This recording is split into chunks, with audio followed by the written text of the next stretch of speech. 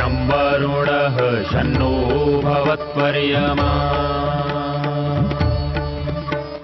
शन्न इन्द्रो बृहस्पतिः शन्नो विष्णुरुक्रमः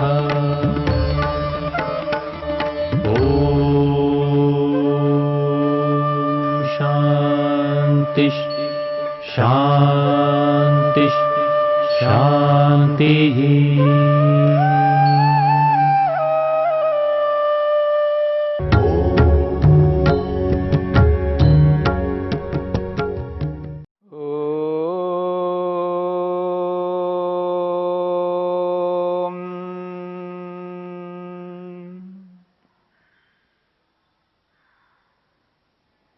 साधन पाद के 30वें सूत्र में अहिंसा को लेकर के विचार चल रहा है।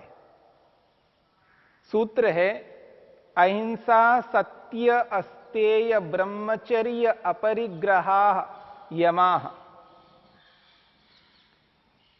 5 यमों में पहला यम है अहिंसा। इस अहिंसा को लेकर के हम विचार कर रहे हैं। हिंसा किसे कहते हैं और अहिंसा किसे कहते हैं। यदि किसी को दुख देना मात्र हिंसा है, किसी को सुख देना मात्र अहिंसा है, तो दुनिया में कोई ऐसा व्यक्ति नहीं है जो हिंसा नहीं करता हो। चाहे वो माता हो, पिता हो, बहन हो, भाई हो, पति हो, पत्नी हो, पड़ोसी हो, गुरु आचार्य हो, समाज हो, राष्ट्र हो और पूरा विश्व हो, सभी दुख देने वाले हैं।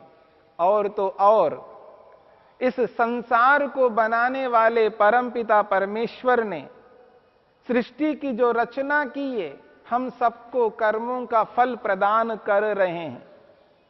यदि दुख देना मात्र हिंसा है तो दुनिया में सर्वाधिक दुख परमपिता परमेश्वर देते हैं।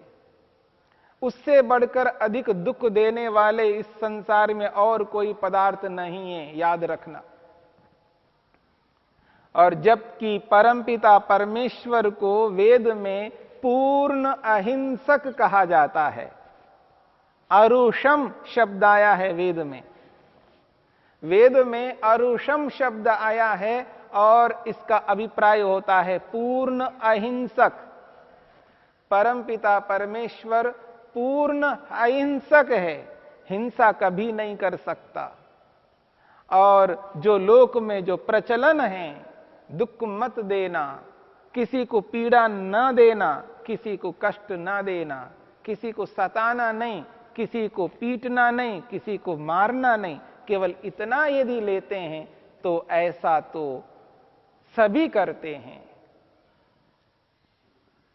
ऐसा दुख देना तो सभी करते हैं, तो इसका अभिप्राय यह हुआ सभी हिंसक है। इसलिए इस बात को समझने की चेष्टा करनी है, हिंसा किसे कहते हैं और अहिंसा किसे कहते हैं।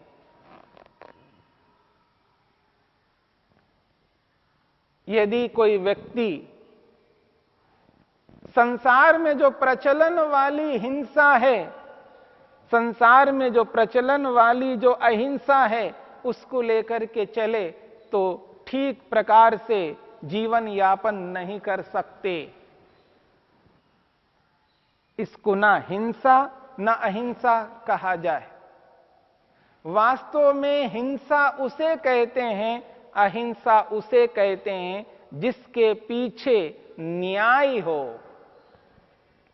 जहां न्यायपूर्वक दुख दिया जाता है, न्यायपूर्वक पीड़ा दी जाती है, न्यायपूर्वक कष्ट दिया जाता है, न्यायपूर्वक पीटा जाता है, न्यायपूर्वक मारा जाता है, वो न्यायपूर्वक दुख देना अहिंसा है, हिंसा नहीं है। मेरी बात को समझने का प्रयत्न करना। यदि व्यक्ति इस हिंसा और अहिंसा को जान लेता है, समझ लेता है, तो जो मध्यकाल में जो भूलें हुई हैं, जो दोष हुए हैं, वो दोष, वो भूले नहीं हुआ करती। और यदि आज हम संभलेंगे नहीं, अपने आप को संभालेंगे नहीं, अपने आप को न्याय से युक्त नहीं करेंगे, तो निश्चित बात है आगे भी पता नहीं कितना अन्याय अपने आप पर करेंगे। इसलिए इस बात को समझने का प्रयत्न करना, न्यायपूर्वक दुख देना हिंसा नहीं हो सकती। न्यायपूर्वक किसी को कष्ट, पीड़ा, दुख देना हिंसा नहीं है। इसीलिए माता पिता अपनी संतान को दोष होने पर, त्रुटि होने पर दंडित करते हैं, दंड देते हैं, अर्थात उनको दुख देते हैं, कष्ट देते हैं। ये जो दंड है, ये दंड अपने आप में दंड कुछ नहीं है, अपने आप में दंड का अभिप्राय है दुख। दंड का अर्थ ही दुख होता है। इसलिए माता पिता अपनी संतान को दंडित करते हैं, दुख देते हैं, उनके दोषों को ध्यान में रखते हुए। इसलिए वो दुख देना, वो न्यायपूर्वक है तो वो अहिंसा है। इस बात को समझने का प्रयत्न करना। आज पुलिस, मिलिट्री या कोर्ट में न्यायाधीश जो दुख देते हैं, न्यायपूर्वक देते हैं, तो वो अहिंसा है। इस बात को समझने का प्रयत्न करना। और ईश्वर भी हमें जो कर्मों का फल प्रदान करते हैं, हमें जो दुख कष्ट देते हैं, किसी को जन्म से आंखें नहीं देता है, किसी को जन्म से गूंगा बना देता है, किसी को जन्म से बहरा बना देता है, किसी को जन्म से कुछ बना देता है, किसी को जन्म से पशु पक्षी आदि बना देता है। उनको जो दुख मिलता है, कष्ट मिलता है, जो पीड़ा होती है, वो न्यायपूर्वक है। इसलिए वो हिंसा नहीं है, वो अहिंसा है। क्योंकि जहां न्याय है वहां अहिंसा है, और जहां अन्याय है वहां हिंसा है। मेरी बात को समझने का प्रयत्न करना। एक उदाहरण देता हूं। आज आपके घर में कोई ऐसा व्यक्ति प्रवेश करता है, ऐसा व्यक्ति प्रवेश करता है, आपके घर में प्रवेश करके बिना आज्ञा के अंदर प्रवेश कर लेता है और आपको बाहर निकालना चाहता है, तो आप सोचिए आप क्या करेंगे। और जब आपको बाहर निकालता है, ऐसी स्थिति में यदि आप उसको ही बाहर निकालने की चेष्टा करो, उसको जब बाहर निकालने की चेष्टा करोगे तो उसको कष्ट होगा, दुख होगा। नहीं निकलता है तो धक्का दे करके निकालोगे, फिर भी नहीं निकलता है तो मारपीट करके उसको बाहर निकालोगे। ऐसा करने पर उसको दुख होता है, कष्ट होता है, पर ये दुख, ये कष्ट न्यायपूर्वक है।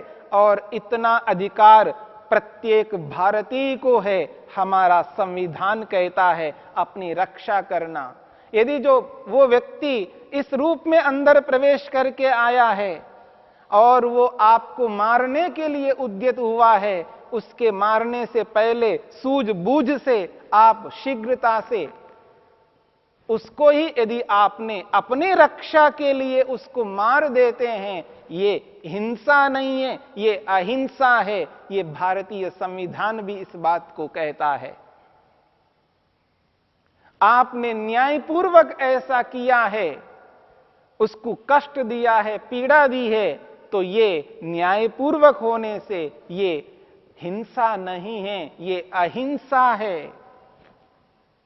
जब आपके घर में कोई घुस करके आता है और ऐसा करता है तो उसको आप बाहर निकाल सकते हैं, ये आपको अधिकार है। ऐसे ही कोई हमारे देश में घुस करके आता है, अन्यायपूर्वक प्रवेश करता है, तो सेना के सैनिक जो बॉर्डर पर लगे हुए हैं वो उनको खदेड़ते हैं, उनको हटाते हैं, और नहीं मानते हैं वो गोली चलाते हैं। तो ये गोली चला करके उनको मारते हैं, उनको समाप्त करते हैं। ये न्यायपूर्वक करते हैं, तो ये हिंसा नहीं है, ये अहिंसा है। और कोई असामाजिक तत्व बाहर से हमारे देश के अंदर घुस करके आता है और हमारे देश पर कब्जा करना चाहता है, तो उसको हम हटाते हैं। और उसको नहीं हटाएंगे तो वो हम पर अन्यायपूर्वक दुख करेगा, दुख देगा, कष्ट देगा। उससे अच्छा तो यही है, हम उसको हटाएंगे, हम उसको दुख देंगे, हम उसे मार पीट करके बाहर निकालेंगे। यदि ऐसा हम करते हैं, ये हिंसा नहीं है, ये अहिंसा है। न्यायपूर्वक दुख देना, न्यायपूर्वक दुख देना ये अहिंसा है, और अन्यायपूर्वक दुख देना हिंसा है। कोई सड़क पर जा रहा है और आपने उसको मारा पीटा, तो ये अन्यायपूर्वक दुख देना हुआ है। एक और बात है, मार्ग में किसी को कोई पीट रहा हो, किसी के साथ गलत कर रहा हो, और आप जाकर के उसको मार पीट करके ऐसा कर देते हो जो आपके अधिकार में नहीं है। जिसके अधिकार में है उसको सूचित करना हमारा कर्तव्य है। और आज सबके पास साधन है, सबके पास फोन है, मोबाइल है। आप सूचित करके पुलिस को बुलाइए, जो उसके अधिकारी है उसको बुलाइए, उसको सूचित करिए। आप ऐसा नहीं कर सकते कि आप अधिकार अपने हाथ में नहीं ले सकते। अनधिकारी चेष्टा किसी को नहीं करनी है। जहां आपके अधिकार में है उतना ही आप कर सकते हैं। जो आपके अधिकार में नहीं है उस कार्य को आप नहीं कर सकते। उस कार्य के अधिकारी को आपको सूचित करना होगा। यदि हम दूसरों के अधिकारों को अपने हाथ में लेंगे तब व्यवस्था नहीं बन सकती। व्यवस्था के लिए हमें व्यवस्थापक को सूचित करना होगा। जिस व्यवस्था के जो व्यवस्थापक है उसी को बताना होगा। वो हमारा अधिकार नहीं है। यदि आज हमारे घर में कोई ऐसा अचानक घुस करके आता है और यदि हम पुलिस को सूचित करते हैं, उसके अधिकारी को सूचित करते हैं, हम ऐसा प्रबंध करते हैं ताकि वो आकर के उसको कर सकते हैं, तो वैसा कर सकते हैं। वो स्थिति ही नहीं है। एकदम कोई व्यक्ति ऐसा बंदूक ताने हुए सामने खड़ा हो और आपके पास ऐसा कोई चारा ना हो, कोई ऐसी स्थिति ना हो, आप किसी को सूचित नहीं कर सकते हो और अपनी सूझबूझ से उसको ही आप दुख देते हो, दंडित करते हो। इसके लिए आत्मरक्षा के लिए आपके पास अधिकार है। जहां आत्मरक्षा के लिए अधिकार है वहां आप अपने अधिकार का प्रयोग करेंगे, और जहां आत्मरक्षा नहीं है, जहां आपको सूचित करना है वहां सूचित करके उसके अधिकार को, उसके अधिकारी को आप बुलवा सकते हैं। और जब तक अधिकारी नहीं आता है तब तक उसको कुछ समय के लिए आप कुछ मिलकर के, कुछ लोगों का सहयोग लेकर के उसको अपने उस अधिकार में रखते हुए उसको वहां से हटाते हुए उसको अपने उस बंधन में रखना है जब तक वो अधिकारी नहीं आता है। जब वो अधिकारी आ जाता है उसको हम सौंप देते हैं। तो जब व्यवस्था के अनुसार हम चलते हैं तो निश्चित बात है हम समस्त भारत में, समस्त समाज में हम एक व्यवस्था दे करके सबको सुखी कर सकते हैं, सबके दुखों को दूर कर सकते हैं। ऐसा करना हम सबका कर्तव्य है। पर हम दूसरे के कर्तव्य को अपने हाथ में नहीं ले सकते। न्यायपूर्वक दुख देना और न्यायपूर्वक सुख देना ये अहिंसा कहलाती है। जिस प्रकार से अन्यायपूर्वक दुख देना हिंसा है, उसी प्रकार अन्यायपूर्वक सुख देना भी हिंसा है। इस बात को भी समझने की चेष्टा करनी है। जहां अन्यायपूर्वक दुख देना हिंसा है, वहां अन्यायपूर्वक सुख देना भी हिंसा है। इस बात को भी समझ लेना। यदि आप अन्यायपूर्वक सुख दे रहे हैं तो भी समझ लेना वो हिंसा है, क्योंकि वहां अन्याय है।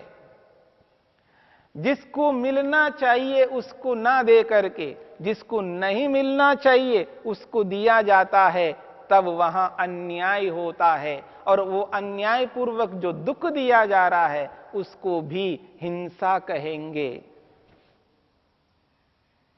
उदाहरण के लिए, एक व्यक्ति को नौकरी देनी चाहिए। उस नौकरी के लिए वही व्यक्ति अधिकारी है, उसकी योग्यता उसके अनुरूप है, वही समर्थ है उस नौकरी के लिए, लेकिन उसको ना दे करके हम किसी ऐसे व्यक्ति को दे रहे हैं, किसी कारण से उसको दे रहे हैं। और अनधिकारी व्यक्ति को जब हम वो नौकरी देते हैं तो उसको जो सुख मिलेगा उस नौकरी से, वो जो सुख मिल रहा है उस व्यक्ति को वो अन्यायपूर्वक मिल रहा है। मेरे अन्याय के कारण से उसको मिल रहा है, इसलिए अन्यायपूर्वक दिए जाने वाले सुख को भी हिंसा कहते हैं।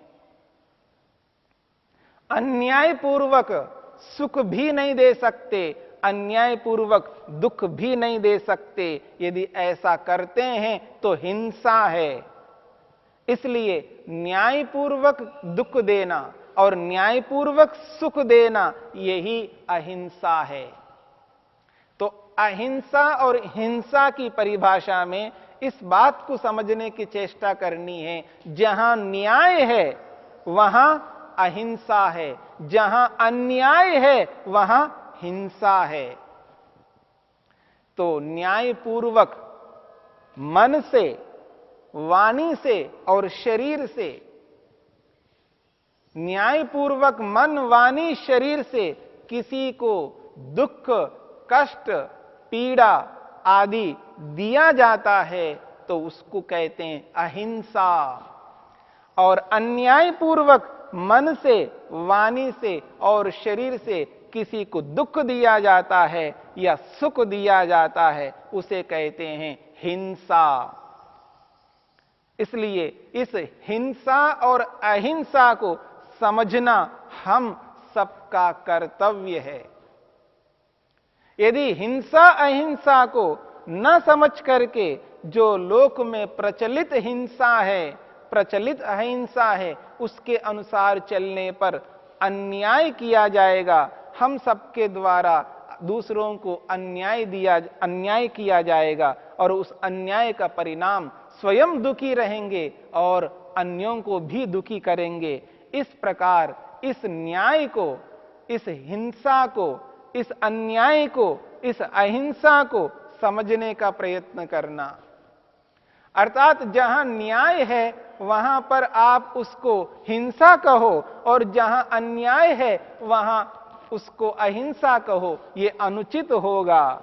इसलिए न्याय के साथ में ही अहिंसा को जोड़ना और अन्याय के साथ में ही हिंसा को जोड़ना चाहिए, इसको परिवर्तित नहीं करना चाहिए। इस प्रकार यदि हम चलें तो निश्चित बात है कि हम स्वयं सुखी होकर के दूसरों को भी सुखी कर सकते हैं। इसलिए जो अहिंसा है ये यम है और यह यम दुखों को दूर करने वाला है। यम उपरमे, ये संसार में जितने भी विषय है उन विषयों से मिलने वाले दुख है, उन दुखों को पृथक करने वाला है यम। ऐसे यम को अपनाकर अपने जीवन को उन्नत कर सकते हैं और एक ऐसा समय आएगा हम अपने लक्ष्य को पूर्ण कर सकते हैं। अपने लक्ष्य को पूर्ण करने के लिए हमें इस योग को अपनाना है। ओम